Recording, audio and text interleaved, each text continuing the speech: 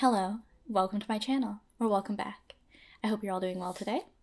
Today I'm picking up on the energy of someone who is ready to invest in themselves, and this could mean a monetary investment, but it could also mean investing time or investing energy, maybe just working on a project that you've been putting off. But let's draw some cards and get into this energy. Okay, so we have the Four of Pentacles. So I feel like you're someone who's very guarded, and this could be guarded with things that are really close to your heart, like as you can see the pentacles over his heart there, but it could also be you're kind of tight with money sometimes where you don't want to splurge too much. But there are some opportunities where you really have to devote a lot of time, energy, and money, but the payoff is so much greater. So for some examples, something like a project that's really close to your heart. It's almost like a baby to you, and it's almost like you don't want to put it out in the world because it feels like you're showing off this really deep, intimate part of yourself, or maybe there's some feelings about, well, it's so close to my heart and I don't want it to be judged. But then releasing that and understanding that the reward for showing something so close to your heart is so much bigger than these things that you don't care so much about that you might be pouring more energy into on a day-to-day basis. And when it comes to being really tight with your money, sometimes that can also be a detriment to you because there are so many opportunities available for you when you understand that investing in yourself is the best investment you can make. Like something like professional coaching, or perhaps taking a lesson for a skill that you've always wanted to develop, maybe hiring someone to do some work for you that would really make your website look more professional, or get some business cards printed up. Like these sorts of things aren't a waste of money, although sometimes for those of us who have some sort of maybe traumas or just unhealthy attachments to money, it can feel like spending any amount of money is just a waste or frivolous, or you just hate to do it. But sometimes it can actually be very rewarding. It can be actually really good for you. And especially when you think about all the things you have to spend your money on that you don't really have a choice on, like you have to pay for your living situation, you have to pay for groceries, but this is the one thing no one's forcing you to. It's your choice to spend money on yourself, and it can actually be more rewarding in that way because it's really freeing because you get to choose exactly where you're putting that money, who you're giving it to. Because sometimes when you're paying for things like you're paying your landlord, or you're paying the mortgage, or you're paying the big grocery stores, it's almost like you don't really want to be giving your money to those people. But when you're investing in yourself, you get to choose the specific provider or vendor who could be providing a service to you. So it could be someone who's a close friend to you, maybe investing in some lessons from a friend who has a particular skill. And then that way it feels better about where you're putting your money as well.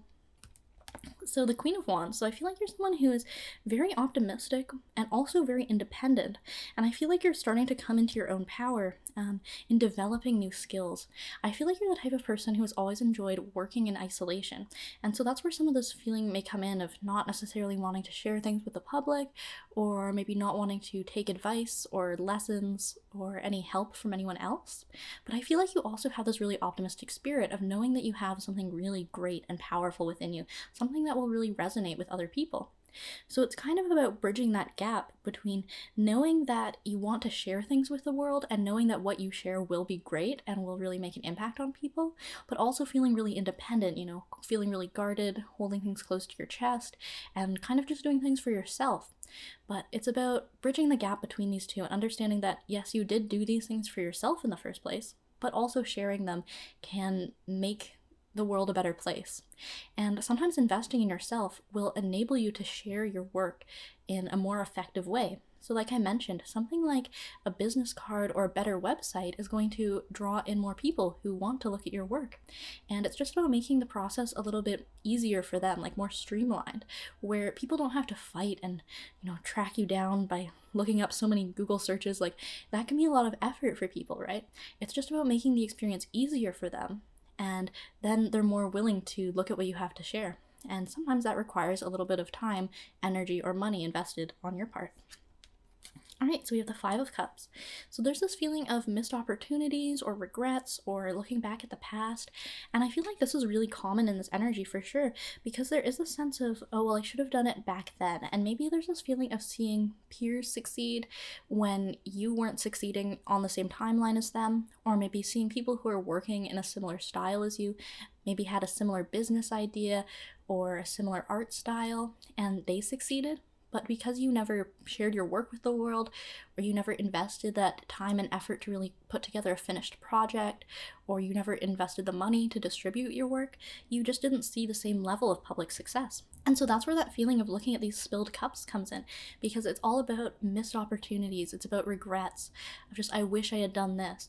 But what you don't understand is this figure still has those two cups standing, right? You have this present moment. This is the most important time for you to be able to make a decision to invest in yourself.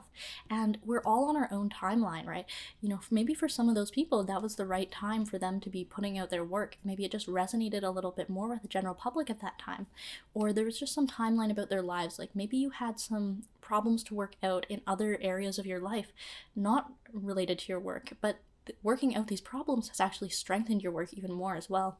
So it's really just about understanding that anyone can seize the day. It's really just about understanding where to prioritize your time, effort, and energy, and just really putting in the work where you want it to show, right? Like if you're investing in someone else's business monetarily and energetically, say being an employee of someone, your efforts are going to be shown in the success of that business, which is really great. And if it's a business you believe in, that's a wonderful thing. But the efforts that you're putting into yourself also come back. They pay dividends the same way, where if you're not really pouring into yourself as much, you're not going to see as much coming out of that personal success. And I think that's where a lot of people have this feeling of wanting their big break, of just knowing you have something about you that is really special, really genius in some ways, so unique, and you just want to share it with the world. But there's that feeling of, I just need to win the lottery and then I could do it, or I just need someone to discover me and show me how to do it. But really what it's about is just finding that pearl within yourself and preserving it and taking care of it and carrying it through to the finish line, and understanding that you're the only one who can carry this torch, where if you handed off your idea to someone else, it wouldn't be yours anymore.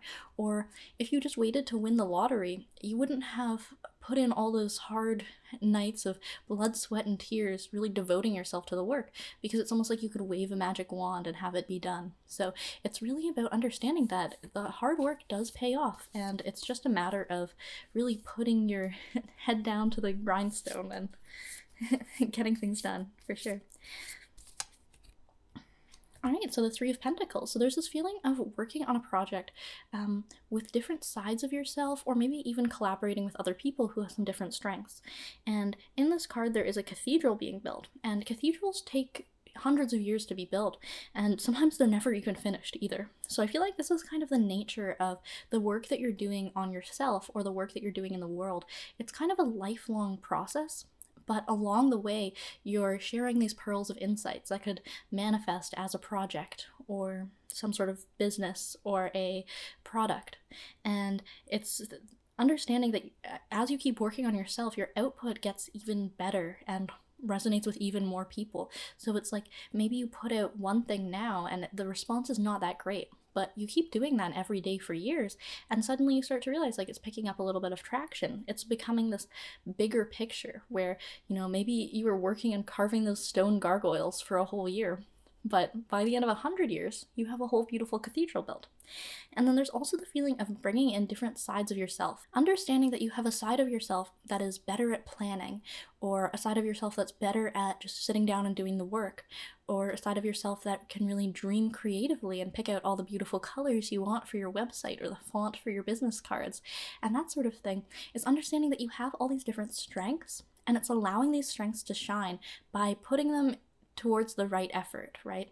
Like when you're in the mood to do something really dreamy and creative, that's a great time to do a mood board, but maybe isn't the best time to be making spreadsheets or figuring out budget items, that sort of thing, right? So it's just about understanding that you have all this potential within you, but it's about directing your potential to the right tasks. Because if you're in the mood to do something a little bit more on the creative side, and you're trying to force yourself to do something that's more on the logistics side, that's where some of that resistance comes in, where it's just like, I don't really feel like doing that right now. So it's just allowing yourself to flow with it and maybe be intuitively guided to take the right action that you need to in the moment. Because sometimes that resistance could be something that shows you something you do need to work on. Like if you're completely avoiding doing anything on the logistical side, maybe that could point you to the fact that it's something you might need to consult with someone with, like I mentioned, is maybe hiring someone to help you learn how to do that side of things or do that side of things for you. But also it shows you where your energies are best directed sometimes. Where if you just feel like working on a certain side of your project or of your life, or even just taking a day off, taking it easy, sometimes investing in yourself could look like just taking a day off and taking a nice hot bath and, getting your nails done, whatever little thing you like to do to treat yourself. But it's really just about flowing with what you feel is right in the moment, because as soon as you hit those roadblocks of resistance and then you stop and you don't take any action and you put it on the back burner and you say, well, it's for another day, I don't really feel like doing it right now, then that's when all those years pass by, and then you'll be looking back being like, oh, I had so many great opportunities, what was I doing? And it was because you were holding yourself back because you felt like you weren't ready to start, or you just didn't have enough knowledge, or maybe just a lack of confidence in yourself. But as soon as you get that ball rolling, you'll start to understand that the more that you kind of flow with things, the more things flow to you. And it becomes this really natural, almost like a dance, where at the start, sometimes, yes, it does feel like pulling teeth. But once you start the work, it just goes so smoothly, like it's the rock rolling down a hill. And let's look a little bit more into like those things you can do to invest in yourself that don't necessarily look like hard work, that maybe look a little bit more like just relaxing.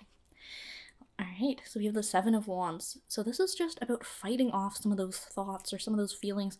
And these could have been things that you picked up in childhood or just from society. Like we live in a very productivity-oriented society of just you always have to be working, working, working. So maybe that's where some of these thoughts can sometimes come in, where you're trying to invest your energy into yourself, but then there's something nagging you in the back of your head saying, no, you shouldn't be doing that. You should be doing something for someone else, right? You should be pouring your energy into like a specific task. But sometimes your energy is best directed at just finding peace within yourself. And this could look like something like an activity, like I mentioned, of a journaling practice, or of taking a hot bath, or doing some nice thing to treat yourself, like burning a candle and making your environment really calm and gentle and feeling like it's your home.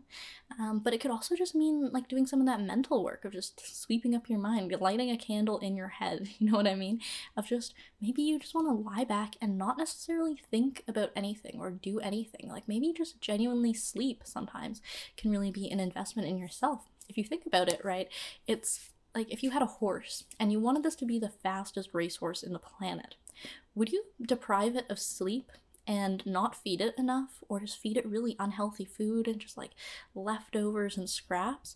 Or would you give it the finest diet available to horses, the most deliciously high fiber grass, and you would have it sleeping in this wonderful suite where it's the perfect temperature and it's so cozy and it has all its comforts and it always has fresh running water, right? That is how you take care of your body. That is a big investment, right? You're stuck in your body for your whole life. I shouldn't say stuck. I mean, it can be quite liberating when you learn to enjoy being in your body and love your body for what it is, right? It's seeing your body for what it really is, right? Because sometimes we do have all these messages coming up about, right, your body needs to look a certain way for you to have value in this world. And then that's sometimes where we get caught up in it of like, okay, well, my body is not a good one.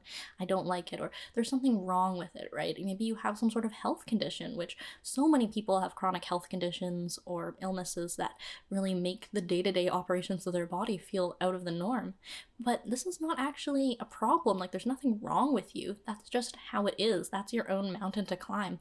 And sometimes these struggles actually add into our work because so many other people are experiencing this that we can then share our experience of being in our body, and then it'll give comfort to someone else who's maybe a little bit earlier on their journey. And really what your body is it's none of these things that determine your value, how good you are as a person, like how capable you are. Really what your body is just a vessel, right? It's just this container for your spirit to be able to do its work through. And when you look at it in this way, you understand that your body is not something to have any harm done against it, right? Because when you hate your body, you're going to hurt it and you're going to do things that are worse for it. But when you love your body for what it is, which is this really wonderful machine that's capable of doing so much, then you understand that you just need to maintain the machine, keep it working as best as you can, and and invest in some upgrades. And when I say upgrades, I don't necessarily mean cosmetic enhancements, although if that's your thing, go for it, of course. But these upgrades are more like, maybe picking up an exercise practice, just so that when you have to do something that requires a little bit of strenuous labor, your body doesn't get so sore so quickly. And just doing really even simple exercises, like even at your desk, you could do some exercises just to strengthen some of your joint flexibility and that sort of thing. Or maybe it could mean taking care of yourself by wearing really comfortable clothing, or clothing that really makes you feel confident, because then your posture will be a lot better. Like when you're wearing clothing that makes you feel good and really flatters your body or flatters your tastes, then suddenly you sit up a lot straighter. And then over time, this has a cumulative effect of affecting your posture. And then this is better for your neck and back strain, of course. Whereas if you're not really investing in yourself, just saying like I mentioned, these feelings, I don't really like my body, I hate my body, I want to hide it, and then you're picking clothing that kind of fits that, where you're obscuring yourself, and then you're kind of hunched over, and then this just leads to so many more problems in the long run, both mental and physical. So it's about investing in yourself in that way as well, where you're just making yourself the most comfortable home for your spirit to be in. All right, the Queen of Pentacles. So there's this feeling of being really fertile ground in some ways, and not just on the level of like actual fertility, like childbearing, but it's about this feeling that you are ripe for the picking, or you're incubating some sort of egg. Like I mentioned, you have so much potential in this world, and you can do so much great work, you can really change people's lives, but it's just about making it so that this process can take place, and so that the harvests are picked on time, right? Because you could plant a field with the most wonderfully bred crops that are going to produce the most beautiful fruits, and then the year passes, but you never go out and pick the fruits because you're like, I don't know if people are going to like these delicious, juicy strawberries. I think they're going to hate them. So you just let the fruit rot on the vine. And then a year passes, you have no profit from selling your fruits. No one got to taste those delicious fruits that you worked so hard on planting. And then you have a low confidence because you're just going to go about with the same mentality of no one's going to like it anyway, right? And that's how it goes with the passage of our lives. It's just this feeling of like, you put so much work into things, and then at that last moment, or when it really counts, you're not willing to go that extra mile to actually share it. And it really does come from this lack of confidence. It's not laziness like you might have been told, or anything like that, where it's like, or like stupidity, like, oh, I'm so stupid, why didn't I put out my business idea when I had it, right? It's not about that. It's just about really understanding that you can let go of any of these concerns about fear of judgment, or just fear of what's going to happen, fear of the unknown, right? Just let go of all of that and understand that you have something to share with the world. So you might as well share it. And this is your unique contribution to the world. It's the thing that is the most important to invest in. And then also with this card, it makes me think of Sylvia Plath's analogy of the fig tree, where she saw all these different life paths branching out in front of her, like the branches of a fig tree. But she sat at the base of the tree and just watched as all these branches fell off over time and all the figs dropped to the ground and rotted, right? Where it's like you didn't really pick anything you wanted to do, and the time just passes you by, and then that's where it has this feeling of, oh, the spilled milk, of missed opportunities, where if you had just picked a fig, you would have been good. You would have at least gotten the fig. So that's really the kind of message that's coming through, is like, you know what, just do something, because no matter what you do in this world, it's going to have some special touch that is unique to you, and that's what makes it so interesting.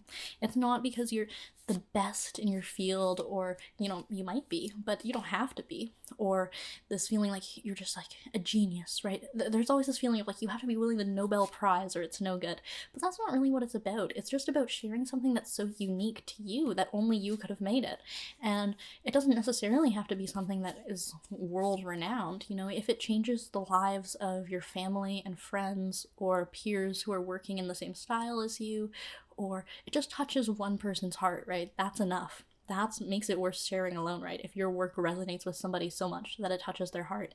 And it certainly will, because you are working from this place of being so true to yourself and really expressing your unique experiences through your work. All right, let's draw one card to wrap up this reading. All right, the Two of Pentacles. Ooh, wonderful. There's a sense of infinite choice, infinite options. And again, this feeling of balance, though, where, you don't want to get caught up in this feeling of the infinite potential, or it just gets out of control, where you're just imagining all the possibilities or all these past possibilities, and it kind of can freak you out sometimes. But this is where investing is key, right? You need to pick one thing and invest your time and energy and perhaps money into it and develop that. So I've been kind of talking a lot about a project, but it could also be like a specific skill. If there's something you're a little bit good at or something you're interested in but have never tried, and it's almost this feeling of like, well, I could go sign up for a lesson for anything right now and I would have to spend 10,000 hours to get really good at it. And so now I don't want to start. But it's like, just forget about all the infinite possibilities out there. If your intuition is guiding you towards one thing, just start it. Put in those 10,000 hours, or perhaps just 10 hours up front and see if you like it. You might actually get hooked, and then it'll end up being a lifelong skill that you'll end up developing. But it's really just about finding your unique light, the thing that your intuition is guiding you towards in this present moment out of all the infinite opportunities, right? You could be anyone. Yes, that's true, but you are you. And you have very specific things that you're interested in, that you want to invest in, things you want to see more of in the world, and things you want to share with the people around you. So it's really about focusing in on what those things are and pouring your time, effort, and sometimes money into those things. Alright, well, thank you so much for watching this video. If you're interested in a custom reading, they will be $25 Canadian for 20 minutes pre-recorded. And please send me an email if you're interested in a custom reading. Alright, well, thank you so much for watching, and I hope to see you in the next one.